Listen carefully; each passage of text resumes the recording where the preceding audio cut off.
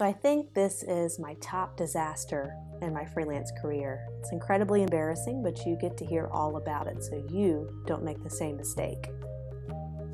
I got sued for copyright infringement. Yes, copyright infringement. Sounds serious, and it is. I did a stupid thing, and I was building a website for a client. They were in the orthodontics industry, and I decided, as a filler for one of their categories on their website, I wanted to go to Google and find a photo on there and put it as a temporary placeholder, even though the website was live. So I thought nothing of it. I figured I'd replace the photo with a professionally purchased photo at some point in the future.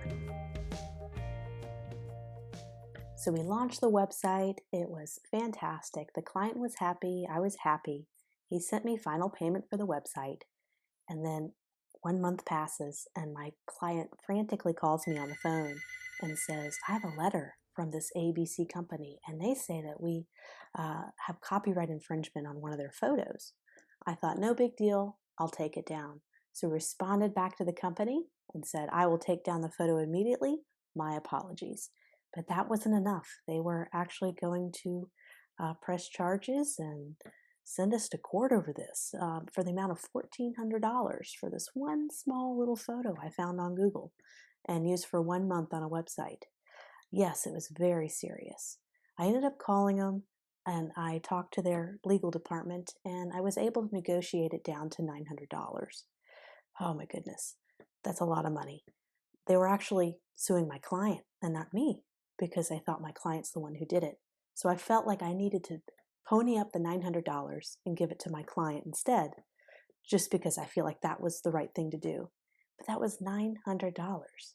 $900 for using this small photo that could have cost $12 on a stock photo site to purchase. That was a major mistake. A great way to avoid this in the future is to make sure when you're on a website, especially a free stock photo website, to make sure you have the proper copyright usage for that website. If it's free, you want to look for something that says CC0 license. Usually that is open for personal and commercial use. All the photography and the videos you see in this very video, it has the CC0 license. That means you don't have to you will not get in trouble for using that because it's open to the public for free use. A great website that I use is called Pexels, P-E-X-E-L-S, and they have some free stock photography that you can use for your blog or business when you're first getting started, so you don't have to purchase stock photos right away. If you're ready to spend a little money on stock photos, definitely recommend, there's so many out there, iStock Photo, Getty Images, Shutterstock. All those are great options if you're wanting to purchase a stock photo. So when you're ready to purchase a stock photo on one of these stock photo sites, there's two different kinds of licensing you need to know about. There's standard and extended license. Which one do you need to get?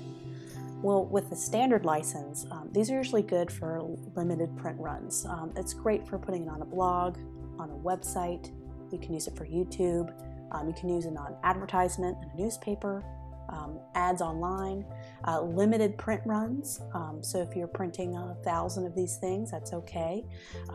One person in your company can be using this photo at any time. So you have a graphic designer who's using the photo. And these are usually the cheapest to purchase. So you can get a photo as cheap as $12 and be able to use it on an ad, which is viewable by 100,000 people. So when do you need the extended license? Extended licenses are much more expensive than the standard license.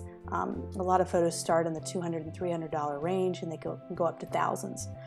They cost a lot more money, but you're able to use them for selling products. So for a standard license, a lot of times you cannot put a stock photo onto a t-shirt or a mug and sell it. You have to buy the extended license to be able to use that stock photo to sell products and items.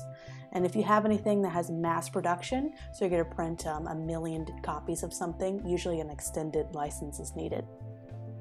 None of this is exact science. You have to go to the individual stock photo site you're going to purchase from to make sure you view their rules. And each photo has different options for standard and extended licenses. But this is just kind of a quick start guide to kind of help you not make the mistakes that I did.